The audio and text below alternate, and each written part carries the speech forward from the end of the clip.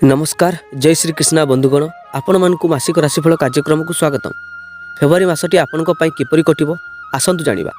जहाँ जनवरी आपण चाहिथिले किछि नुआ करिबा पई ताहा तो होई पारलानी, किंतु फेब्रुआरी मासरे आपणकर ग्रहस्थिति और राशि अनुसार कोन किछि शुभफल कोन किछि अशुभ फल मिलवा को जाउछि आसंतु जानिबा ए वीडियो माध्यम रे। ए मासरे किपरि रहइबो आपणकर स्वास्थ्य, शिक्षा, वैवाहिक जीवन तथा व्यवसाय और करियर।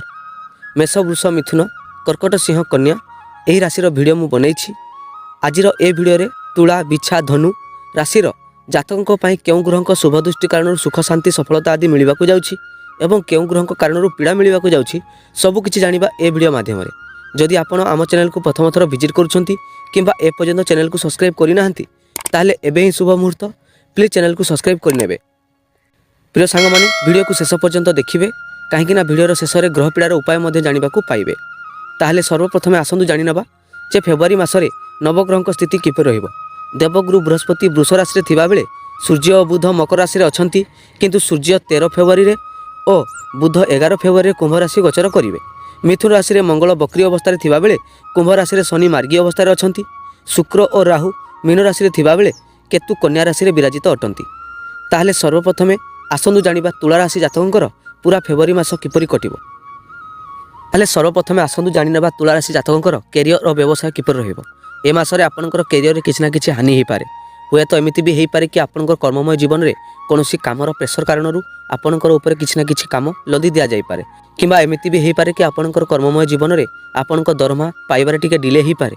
नहले व्यवसाय दृष्टि ए मासरे ठीक ठाक रहिबो। आपनकर बिजनेस घर राशि स्वामी मंगल बक्री अवस्था रे भाग्य स्थान रे अछंती।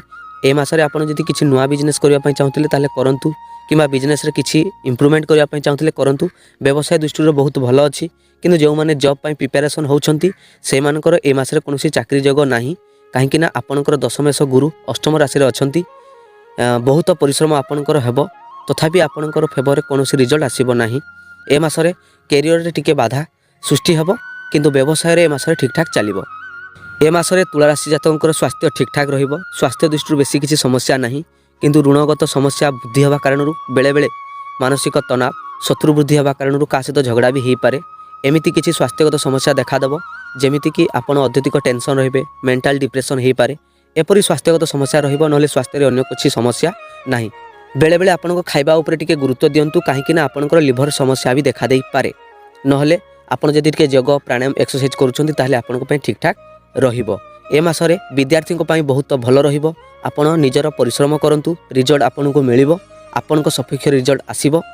ए मासरे जदि परीक्षा थाए, किछि कॉम्पिटिटिव एग्जाम थाए, ताहले आपनको पय बहुत बढ़िया रिजल्ट देबो। आपणकर पंचमेश निज राशि रे मार्गी अवस्था रे अछंती। आपनको रिजल्ट आपनको फेवर ही हेबो। परिश्रम करंतु, कोनोसी कार्य रे मन भटकांतु नहीं, बेसी मोबाइल यूज करंतु नहीं, खेलकूद रे यूज करंतु नहीं। आपणकर टाइम केवल पाठ पढ़ा रे ही दियंतु, देखिबे रिजल्ट आपनको सपेक्ष रे हेबो। ए मासरे आपणकर विद्यार्थी पई बहुत भलो रहिबो।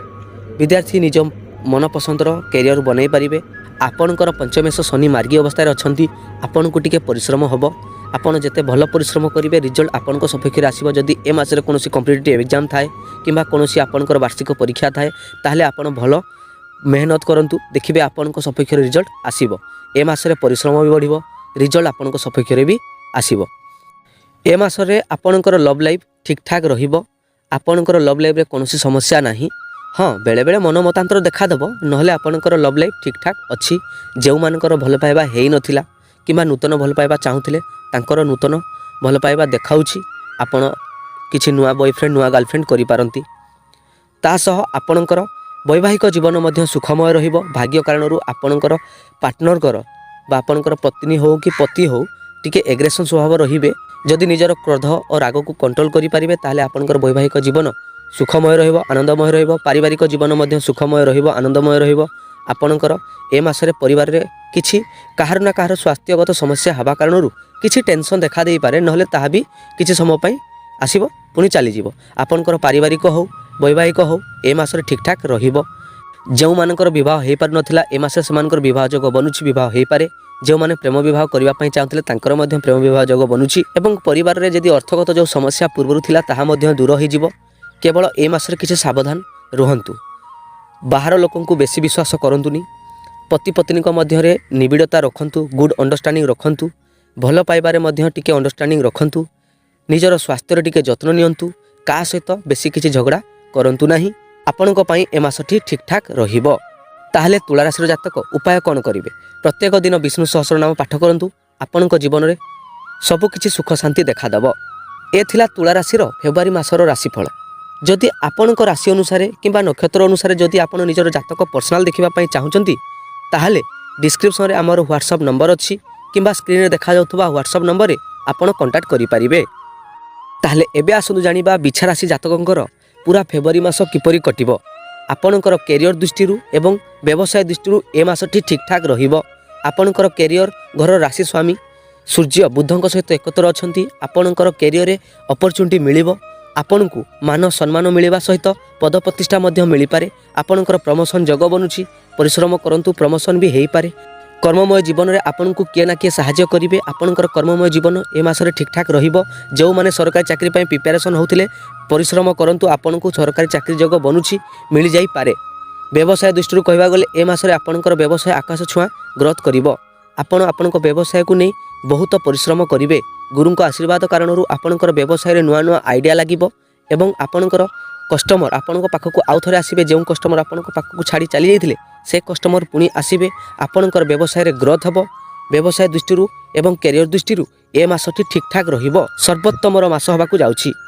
ବିଛା ରାଶିର ଜାତକ ଏ ମାସରେ ଆପଣଙ୍କ ସ୍ୱାସ୍ଥ୍ୟର ଟିକେ ଗୁରୁତ୍ୱ ଦିଅନ୍ତୁ। ଆପଣଙ୍କର ଚର୍ବି ବୃଦ୍ଧି ହୋଇପାରେ କିମ୍ବା ପେଟ ସମସ୍ୟା କିଛି କିଛି ଦେଖା ଦେଇପାରେ। ଖାଇବା ପିଇବା ଉପରେ ଟିକେ ବେସିକାଲି ଗୁରୁତ୍ୱ ଦିଅନ୍ତୁ। ଯୋଗ ପ୍ରାଣାୟାମ ଏକ୍ସରସାଇଜ୍ ଟିକେ କରନ୍ତୁ ଏବଂ ଡକ୍ଟରଙ୍କ ପରାମର୍ଶ କରନ୍ତୁ। ଲିଭରରେ କିଛି ସମସ୍ୟା ଦେଖାଦେଇପାରେ। ନହେଲେ ଏ ମାସରେ ସ୍ୱାସ୍ଥ୍ୟଗତ ସମସ୍ୟା ବେଶୀ କିଛି ନାହିଁ। ନିଜ ସ୍ୱାସ୍ଥ୍ୟର ଯତ୍ନ ନିଜେ ନିଅନ୍ତୁ। ବିଦ୍ୟାର୍ଥୀମାନଙ୍କ ପାଇଁ ଏ ମାସଟି ଟିକେ ଗଡ଼ବଡ଼ ହୋଇପାରେ। ଆପଣ ନିଜର ପାଠପଢ଼ାକୁ ନେଇ ସନ୍ଦେହ କରିପାରନ୍ତି। ଆପଣଙ୍କ ମନରେ ବିଚଳିତ ଭାବ ଦେଖାଦେଇପାରେ। କୌଣସି ନା କୌଣସି କାରଣରୁ ଆପଣ ଡିଷ୍ଟର୍ବାନ୍ସ ହୋଇପାରନ୍ତି। ପାଠପଢ଼ାରେ ମନ ନ ଲାଗି ଅନ୍ୟ ପ୍ରତି ମନ ଲାଗିପାରେ। ହୁଏତ ଆପଣ ବିପରୀତ ଲିଙ୍ଗ ପ୍ରତି ଆକୃଷ୍ଟ ହୋଇପାରନ୍ତି। ଏମିତି ଆପଣଙ୍କର ଦେଖାଦେଉଛି। ପ୍ରେମମୟ ଜୀବନରେ ମଧ୍ୟ ଆପଣଙ୍କର ବାଧା ଆସିବ, ଯାହା କାରଣରୁ ପାଠ ଆପଣଙ୍କର ହୋଇନପାରେ। ନିଜର ପାଠପଢ଼ାକୁ ଗୁରୁତ୍ୱ ଦିଅନ୍ତୁ। ଫାଲତୁ ଜିନିଷରେ ମନ ଦିଅନ୍ତୁ ନାହିଁ। ଦେଖିବେ ଏ ମାସରେ ଆପଣଙ୍କର ପାଠପଢ଼ା ଠିକ୍ଠାକ୍ ରହିବ। ବିଛା ରାଶିର ଜାତକ ଏ ମାସରେ ଆପଣଙ୍କର ବୈବାହିକ ଜୀବନ ଠିକ୍ଠାକ୍ ରହିବ। ଆପଣଙ୍କର ପତି ପତ୍ନୀ ଭିତରେ ପୂର୍ବରୁ ଯେଉଁ ଝଗଡ଼ା ଥିଲା ତାହା ମଧ୍ୟ ଦୂର ହୋଇଯିବ। ନୂତନ ବିବାହ ଯୋଗ ବନୁଛି। ଯେଉଁମାନଙ୍କର ବିବାହ ହୋଇପାରୁନଥିଲା ସେମାନଙ୍କର ବିବାହ ହେବ। ଏ ମାସରେ ବୈବାହିକ ଦୃଷ୍ଟିରୁ ସର୍ବୋତ୍ତମର ମାସ ହେବାକୁ ଯାଉଛି। କିନ୍ତୁ ଧ୍ୟାନ ଦେବେ, ବେଳେବେଳେ ଆପଣ ଉଭୟଙ୍କ ମଧ୍ୟରେ ପତି ପତ୍ନୀଙ୍କ ମଧ୍ୟରେ କୌଣସି ମିସ୍ଅଣ୍ଡରଷ୍ଟାଣ୍ଡିଂ ଦେଖାଦେଇପାରେ। ଉଭୟ ମିଶିକିରି ନିଜ ମଧ୍ୟରେ ସମାଧାନ କରନ୍ତୁ। ଦେଖିବେ ଆପଣଙ୍କର ସବୁକିଛି ଠିକ୍ଠାକ୍ ରହିବ। ଏ ମାସରେ ଆପଣଙ୍କର ଲଭ୍ ଲାଇଫ୍ ଦୃଷ୍ଟିରୁ ଟିକେ ବାଧା ଆସିପାରେ। ହୁଏତ ଆପଣଙ୍କର ପାର୍ଟନର ଆପଣଙ୍କୁ ସନ୍ଦେହ କରିପାରନ୍ତି କିମ୍ବା ମ୍ୟାରିଟାଲ୍ ଏଫେୟାର୍ ଅନ୍ୟ କାହା ସହିତ ରହିପାରେ। ଏମିତି ବି କିଛି ସମସ୍ୟା ଦେଖାଦେଉଛି। ଭଲ ପାଇବା ଦୃଷ୍ଟିରୁ ଏ ମାସରେ ଟିକେ ମିସ୍ଅଣ୍ଡରଷ୍ଟାଣ୍ଡିଂର ମାସ ହେବାକୁ ଯାଉଛି, ଯାହା କାରଣରୁ ଉଭୟଙ୍କ ମଧ୍ୟରେ ଛୋଟ ମୋଟ ଝଗଡ଼ା ଲାଗି ରହିବ। କିନ୍ତୁ ଆପଣଙ୍କର ଭଲ ପାଇବା ଯେତେ ଖରାପ ହେଲେ ମଧ୍ୟ ସବୁ ଠିକ୍ଠାକ୍ ହୋଇଯିବ। କୌଣସି ବ୍ରେକଅପ୍ର ସ୍ଥିତି ନାହିଁ। ପାରିବାରିକ ଜୀବନ ଏ ମାସରେ ସର୍ବୋତ୍ତମ ରହିବ। ଆପଣଙ୍କ ପରିବାରକୁ ମାନ ସମ୍ମାନ ବୃଦ୍ଧି ପ୍ରତିଷ୍ଠା ସବୁ ମିଳିବାକୁ ଯାଉଛି। ଧନଗତ ସମସ୍ୟା ପୂର୍ବରୁ ଯାହା ଥିଲା ସବୁକିଛି ଦୂର ହୋଇଯିବ। ଆପଣଙ୍କର ପାରିବାରିକ ସୁଖ ଶାନ୍ତି ପୁଣି ଥରେ ଫେରିଆସିବ। ଆପଣଙ୍କର ପରିବାରକୁ ମାନ ସମ୍ମାନ ପ୍ରତିଷ୍ଠା ମିଳିବାକୁ ଯାଉଛି। ଏ ମାସରେ ବୈବାହିକ ଜୀବନ ପାରିବାରିକ ଜୀବନ ସର୍ବୋତ୍ତମ ରହିବ। କିନ୍ତୁ ଲଭ୍ ଲାଇଫ୍ ଦୃଷ୍ଟିରୁ କିଛି କିଛି ସମସ୍ୟା ଦେଖାଦେଇପାରେ। ଏଥିପ୍ରତି ଗୁରୁତ୍ୱ ଦେବେ। ବିଛା ରାଶିର ଜାତକ ଏ ମାସରେ କିଛି ସାବଧାନ ରୁହନ୍ତୁ। ଗାଡ଼ି ଚଳାଇଲା ବେଳେ ଧୀରେ ଧୀରେ ଚଲାନ୍ତୁ, ନହେଲେ ଆକ୍ସିଡେଣ୍ଟ ଯୋଗ ମଧ୍ୟ ବନୁଛି। ଯାହା ସହିତ କଥାବାର୍ତ୍ତା ହେଉଛନ୍ତି ବେଶୀ ଆଟାଚ୍ ରୁହନ୍ତୁ ନାହିଁ। କର୍ମମୟ ଜୀବନରେ କୌଣସି ଝିଅଙ୍କ ପ୍ରତି ବେଶୀ ଆଟାଚ୍ ରୁହନ୍ତୁ ନାହିଁ। ଆପଣଙ୍କ ଜୀବନରେ ଏ ମାସରେ କୌଣସି ନାରୀ କାରଣରୁ ବହୁତ କିଛି ସମସ୍ୟା ଦେଖାଦେଇପାରେ। ତେଣୁକରି କାହା ସହିତ ବେଶୀ ଆଟାଚମେଣ୍ଟ ରୁହନ୍ତୁ ନାହିଁ। ତାହେଲେ ବିଛା ରାଶିର ଜାତକ ଗ୍ରହ ପୀଡ଼ା ପାଇଁ ଉପାୟ କ'ଣ କରିବେ? ପ୍ରତ୍ୟେକ ଦିନ ବିଷ୍ଣୁ ସହସ୍ରନାମ ପାଠ କରନ୍ତୁ ଏବଂ ସୂର୍ଯ୍ୟଙ୍କୁ ଜଳର ଅର୍ଘ୍ୟ ଦିଅନ୍ତୁ। ଦେଖିବେ ଆପଣଙ୍କ ପରିବାରରେ ସୁଖ ଶାନ୍ତି ରହିବ। ଆପଣଙ୍କର ବୈବାହିକ ଜୀବନ ମଧ୍ୟ ସୁଖ ଶାନ୍ତି ରହିବ। ଆପଣଙ୍କ ଲାଇଫରେ ସବୁ ଖୁସି ମିଳିବା ସହିତ ମାନ ସମ୍ମାନ ପ୍ରତିଷ୍ଠା ମଧ୍ୟ ମିଳିବ। ପ୍ରିୟ ସାଙ୍ଗମାନେ, ଏ ଥିଲା ବିଛା ରାଶିର ସମ୍ପୂର୍ଣ୍ଣ ଗ୍ରହ ଗୋଚର ଅନୁସାରେ ରାଶିଫଳ। ଯଦି ଆପଣ ନିଜର ନକ୍ଷତ୍ର ରାଶି ଅନୁସାରେ ନିଜର ଜାତକ ଦେଖିବା ପାଇଁ ଚାହୁଁଛନ୍ତି କିମ୍ବା ଆପଣଙ୍କର କିଛି ପ୍ରଶ୍ନ ଥାଏ କି ବିବାହ କେବେ ହେବ, ଚାକିରି କେବେ ମିଳିବ, ବ୍ୟବସାୟ କିପରି ରହିବ, ପାରିବାରିକ ଅଶାନ୍ତି ବିଷୟରେ କିଛି ଜାଣିବା ପାଇଁ ଚାହୁଁଛନ୍ତି, ତାହେଲେ ସ୍କ୍ରିନ୍ରେ ଦେଖାଯାଉଥିବା ହ୍ୱାଟ୍ସଆପ୍ ନମ୍ବର ସହ ଆପଣ ଆମ ସହ କଣ୍ଟାକ୍ଟ କରିପାରିବେ। ହେଲେ ଏବେ ଆସନ୍ତୁ ଜାଣିବା ଧନୁରାଶି ଜାତକଙ୍କର ପୁରା ଫେବୃଆରୀ ମାସ ରାଶିଫଳ କିପରି ରହିବ। ଆପଣଙ୍କର ପୁରା ଫେବୃଆରୀ ମାସ ଆସନ୍ତୁ ଜାଣିବା। ସର୍ବପ୍ରଥମେ ଆପଣଙ୍କର ବ୍ୟବସାୟ ଏବଂ କ୍ୟାରିୟର ବିଷୟରେ କିଛି ଆଲୋଚନା କରିବା। ଏ ମାସରେ ଆପଣଙ୍କର କ୍ୟାରିୟରରେ କିଛି ଡିଲେ ହୋଇପାରେ। କାମକୁ ନେଇ ଆପଣ ଟିକେ ଟେନସନ୍ ରହିପାରନ୍ତି କିମ୍ବା ଆପଣଙ୍କର କର୍ମମୟ ଜୀବନରେ କିଛି ଅଶାନ୍ତି ଦେଖାଦେଇପାରେ। ଆପଣ ହୁଏତ ଯେଉଁ କାମକୁ ଗୋଟିଏ ଦିନରେ କରିବା କଥା ସେ କାମକୁ 4 ଦିନ 5 ଦିନ ଲଗାଇ ପାରନ୍ତି। ଏମିତି ବି ହେଇପାରେ କିମ୍ବା ଆପଣଙ୍କର କୌଣସି କର୍ମମୟ ଜୀବନରେ ସିନିୟର ଅଫିସରଙ୍କ ସହିତ କୌଣସି ଛୋଟ ମୋଟ ଝଗଡ଼ା ଦେଖା ଦେଇପାରେ। ଏମିତି ବି ହେଇପାରେ କି ଆପଣଙ୍କର ଛୋଟ ଛୋଟ ଯାତ୍ରା ବି ହେବ, ଧାର୍ମିକ ଯାତ୍ରା ହେଇପାରେ। ତା ସହ ଆପଣଙ୍କର କର୍ମମୟ ଜୀବନରେ କିଛି ବାଧା ଦେଖା ଦେଇପାରେ। ବେସିକାଲି ଆପଣଙ୍କ କାମ କାର୍ଯ୍ୟକୁ ନେଇ କୌଣସି କାମରେ ଡିଲେ ଦେଖା ଦେଇପାରେ। ଆପଣ ଯଦି କୌଣସି ସରକାରୀ ଚାକିରି ପାଇଁ ପ୍ରିପାରେସନ୍ ହେଉଛନ୍ତି ତାହେଲେ ଏ ମାସରେ ପ୍ରିପାରେସନ୍ ହୁଅନ୍ତୁ ନାହିଁ, ସରକାରୀ ଚାକିରି ଯୋଗ ବନୁନାହିଁ। ଆପଣଙ୍କର ବ୍ୟବସାୟ କିନ୍ତୁ ଠିକ୍ଠାକ୍ ରହିବ। ନିଜର କେବଳ କ୍ରୋଧକୁ ଟିକେ କଣ୍ଟ୍ରୋଲ କରନ୍ତୁ, ଦେଖିବେ ବ୍ୟବସାୟ ଠିକ୍ଠାକ୍ ରହିବ। ଲୋକଙ୍କ ସହିତ ମଧୁର କଥାବାର୍ତ୍ତା କରନ୍ତୁ, ଆପଣଙ୍କ ପାଖକୁ କଷ୍ଟମର ଆସିବେ ଏବଂ ଆପଣଙ୍କର ବ୍ୟବସାୟ ବହୁତ ଭଲ ଭାବରେ ଚାଲିବ। ଏ ମାସରେ ଧନର ରୋଜଗାର ହେବା ପାଇଁ ବହୁତ ଗୁଡ଼ିଏ ସର୍ତ୍ତ ଆପଣଙ୍କୁ ମିଳିବାକୁ ଯାଉଛି। ସବୁ କ୍ଷେତ୍ରରୁ ଆପଣଙ୍କର ରୋଜଗାର ହେବ, ଡେଲି ରୋଜଗାର ହେବ ଏବଂ ଆପଣଙ୍କର ଯଦି କୌଣସି ବୈଦେଶିକ ବ୍ୟବସାୟ ଥିଲା କିମ୍ବା କୌଣସି ଟ୍ରାନ୍ସପୋର୍ଟିଂ ବ୍ୟବସାୟ ଥିଲା ତାହେଲେ ସବୁ ବ୍ୟବସାୟ ପାଇଁ ଏ ମାସଟି ଠିକ୍ଠାକ୍ ରହିବ। ଛୋଟ ଦୋକାନଟେ ହେଲେ ବି ଆପଣ ସେଥିରୁ ରୋଜଗାର କରିବେ।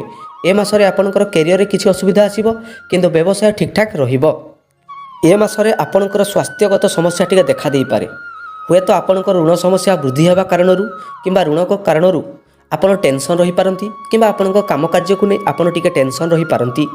ଆପଣଙ୍କ ଖାଇବା ପିଇବାରେ କିଛି ଡିଲେ ହେବା କାରଣରୁ ପେଟ ଗରମ ହୋଇପାରେ, ଆପଣଙ୍କୁ ଏସିଡ଼ିଟି ମଧ୍ୟ ଦେଖା ଦେଇପାରେ, ଗ୍ୟାଷ୍ଟ୍ରିକ୍ ମଧ୍ୟ ଦେଖା ଦେଇପାରେ।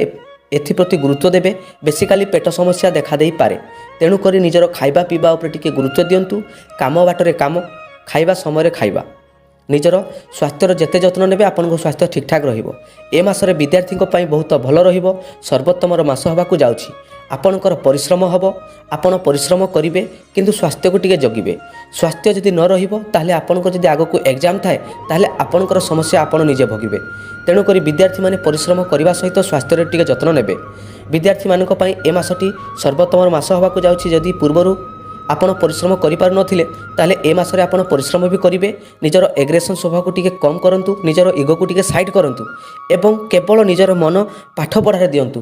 ମନକୁ ଅନ୍ୟ ସ୍ଥାନରେ ନ ଦେଇ ଯଦି ମୋବାଇଲ ଗେମ୍ ଖେଳୁଛନ୍ତି ଗେମ୍ ଖେଳକୁ ବନ୍ଦ କରନ୍ତୁ, ଯଦି ବୁଲାବୁଲି କରୁଛନ୍ତି ଏଗୁଡ଼ାକ ସବୁ ବନ୍ଦ କରନ୍ତୁ। ନିଜର ଫୋକସ୍ କେବଳ ପାଠପଢ଼ାକୁ ଦିଅନ୍ତୁ। ଦେଖିବେ ଆପଣଙ୍କ ଆଗକୁ ଆସୁଥିବା ଏକ୍ଜାମ୍ ଆପଣଙ୍କ ସପକ୍ଷରେ ରିଜଲ୍ଟ ଆସିବ।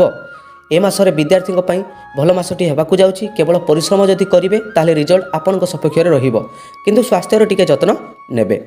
ଏ ମାସରେ ଆପଣଙ୍କ ଭଲ ପାଇବା ଦୃଷ୍ଟିରୁ ସର୍ବୋତ୍ତମ ରହିପାରେ, କିନ୍ତୁ ଟିକେ ଧ୍ୟାନ ଦେବେ। ଆପଣଙ୍କର ଯେ ପାର୍ଟନର ଅଛନ୍ତି ସେ ଛୋଟ ଛୋଟ କଥାରେ ରାଗି ଯାଇପାରନ୍ତି, ଛୋଟ ଛୋଟ କଥାରେ ମନ ମତାନ୍ତର ଦେଖା ଦେଇପାରେ, ଉଭୟଙ୍କ ମଧ୍ୟରେ ଛୋଟ ଛୋଟ ଝଗଡ଼ା ବି ଦେଖା ଦେଇପାରେ। ଏହା ରହିବା ସ୍ୱାଭାବିକ, କିନ୍ତୁ ଭଲ ପାଇବା ଏ ମାସରେ ଆପଣଙ୍କ ସର୍ବୋତ୍ତମ ରହିବ। ଭଲ ପାଇବା ଦୃଷ୍ଟିରୁ ଉଭୟ ଡେଟିଂ କରିପାରନ୍ତି, କୁଆଡ଼େ ଭ୍ରମଣ କରିପାରନ୍ତି, କୁଆଡ଼େ ବୁଲି ଯାଇପାରନ୍ତି କିମ୍ବା ଉଭୟଙ୍କୁ ଟାଇମ୍ ଦେଇପାରନ୍ତି। ଆପଣଙ୍କ ଭଲ ପାଇବା ଲେଲା ମଜନୁ ପରି ରହିବ। କିନ୍ତୁ ବୈବାହିକ ଜୀବନରେ ମଧ୍ୟ ସେହି ସମସ୍ୟା, ପତି ପତ୍ନୀ ଉଭୟଙ୍କୁ ଟାଇମ୍ ଦେଇ ନ ପାରିବା କାରଣରୁ ବେଳେବେଳେ ମନ ମତାନ୍ତର ଦେଖା ଦେଇପାରେ। ଉଭୟଙ୍କ ମଧ୍ୟରେ କୌଣସି ଛୋଟ ଛୋଟ ଝଗଡ଼ା ଦେଖା ଦେଇପାରେ, ତାହା ବି ରହିବା ସ୍ୱାଭାବିକ। କିନ୍ତୁ ଉଭୟଙ୍କୁ ଏତେ ଭଲ ପାଇବେ ଯେ ଉଭୟଙ୍କ ବିନା ରହିପାରିବେ ନାହିଁ। ପତି ପତ୍ନୀଙ୍କ ମଧ୍ୟ ରିଲେସନରେ ବଣ୍ଡିଂ ରହିବ, ପତି ପତ୍ନୀଙ୍କ ମଧ୍ୟରେ ଭଲ ଅଣ୍ଡରଷ୍ଟାଣ୍ଡିଂ ରହିବ। କେବଳ କ୍ରୋଧକୁ ଟିକେ କଣ୍ଟ୍ରୋଲ କରନ୍ତୁ, ରାଗକୁ ଟିକେ କଣ୍ଟ୍ରୋଲ କରନ୍ତୁ। ଏମିତି ବି ହୋଇପାରେ କି ଆପଣ ପତି ପତ୍ନୀ ଉଭୟ ମିଶି ରୋଜଗାର କରିପାରନ୍ତି। ସୂର୍ଯ୍ୟ ବୁଧ ଏକତ୍ର ଅଛନ୍ତି, ଆପଣଙ୍କର ସପ୍ତମେଶ ବୁଧ ସୂର୍ଯ୍ୟଙ୍କ ସହିତ ଅଛନ୍ତି, ଯାହା କାରଣରୁ ଆପଣ ପତି ପତ୍ନୀ ଉଭୟ ରୋଜଗାର କରିପାରନ୍ତି। ଆପଣଙ୍କର ପରିବାରରେ ବିଭିନ୍ନ ସୋର୍ସରୁ ରୋଜଗାର ହେବାକୁ ଯାଉଛି। ପରିବାରରେ ମାନ ସମ୍ମାନ ପ୍ରତିଷ୍ଠା ସବୁ ଦେଖିବାକୁ ମିଳିବ। ଆପଣଙ୍କର ପରିଶ୍ରମ ହୋଇପାରେ କିମ୍ବା ଆପଣଙ୍କର ପାର୍ଟନରଙ୍କର ଟିକେ ସ୍ୱାସ୍ଥ୍ୟଗତ ସମସ୍ୟା ଦେଖା ଦେଇପାରେ କିମ୍ବା ତାଙ୍କର ପରିଶ୍ରମ ହେବା କାରଣରୁ ଉଭୟଙ୍କୁ ଟାଇମ୍ ଦେଇ ନ ପାରନ୍ତି। ଏମିତି କିଛି ତ ହୋଇପାରେ ଯାହା କାରଣରୁ ଉଭୟଙ୍କ ମଧ୍ୟରେ ଛୋଟ ଛୋଟ ମନ ମତାନ୍ତର ଦେଖାଦେବ। ନହେଲେ ଆପଣଙ୍କର ରୋଜଗାର ବହୁତ କ୍ଷେତ୍ରରୁ ହେବ, ରିଲେସନରେ ଠିକ୍ଠାକ୍ ରହିବ, ପାରିବାରିକ ମାନ ସମ୍ମାନ ଦେଖାଦେବ। ଭଲ ପାଇବା ଦୃଷ୍ଟିରେ ମଧ୍ୟ କିଛି ମିଠା କିଛି ଖଟା ଦେଖାଦେବ। ତାହେଲେ ଧନୁରାଶି ଜାତକ ଅଶୁଭ ଗ୍ରହ ପାଇଁ ଉପାୟ କ'ଣ କରିବେ? ପ୍ରତ୍ୟେକ ଦିନ ସୂର୍ଯ୍ୟଙ୍କୁ ଜଳର ଅର୍ଘ୍ୟ ଦିଅନ୍ତୁ ଏବଂ ବିଷ୍ଣୁ ସହସ୍ର ନାମ ପାଠ କରନ୍ତୁ। ଦେଖିବେ ଆପଣଙ୍କ ଜୀବନ ମଙ୍ଗଳମୟ ରହିବ। ପ୍ରିୟ ସାଙ୍ଗମାନେ, ଏ ଥିଲା ଧନୁରାଶିର ଫେବୃଆରୀ ମାସର ରାଶିଫଳ। ଯଦି ଆପଣ ନିଜର ନକ୍ଷତ୍ର ଅନୁସାରେ ରାଶି ଅନୁସାରେ ନିଜର ପର୍ସନାଲ ଜାତକ ଦେଖିବା ପାଇଁ ଚାହୁଁଛନ୍ତି ତାହେଲେ ସ୍କ୍ରିନ୍ ଦେଖାଯାଉଥିବା ହ୍ୱାଟ୍ସଆପ୍ ନମ୍ବରରେ ଆପଣ ଆମ ସହ କଣ୍ଟାକ୍ଟ କରିପାରିବେ। ପ୍ରିୟ ସାଙ୍ଗମାନେ, ଏ ଥିଲା ତୁଳା ବିଛା ଧନୁରାଶିର ଫେବୃଆରୀ ମାସର ସମ୍ପୂର୍ଣ୍ଣ ମାସିକ ରାଶିଫଳ। ତାହେଲେ ଆଜି ପାଇଁ ଏତିକି। ପୁଣି ଦେଖା ହେବା ଅନ୍ୟ ଏକ ଭିଡ଼ିଓରେ। ଜୟ ଜଗନ୍ନାଥ, ଜୟ ମା ସମଲେଇ।